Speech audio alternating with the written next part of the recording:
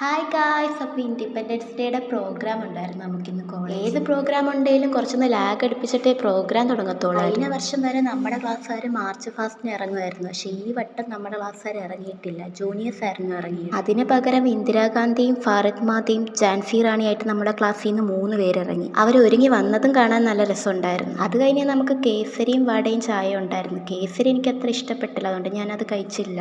അത് കഴിഞ്ഞ് നേരെ നമ്മൾ റൂമിലോട്ട് പോയി കുറച്ചേരം റെസ്റ്റ് എടുത്തിട്ട് 11 മണിയായപ്പോഴത്തേക്കും കോളേജിൽ ബാനറിൻ്റെ കാര്യം സെറ്റാക്കാൻ വേണ്ടി 2 ബാനറായിരുന്നു നമ്മൾ ഇടാൻ വെച്ചത്. അതിൽ ഒരു ബാനറിൽ നമ്മുടെ സാറും നമ്മുടെ ക്ലാസ്സിലെ പിള്ളേരെ എല്ലാവരെയും ഫോട്ടോ ഉണ്ടായിരുന്നു.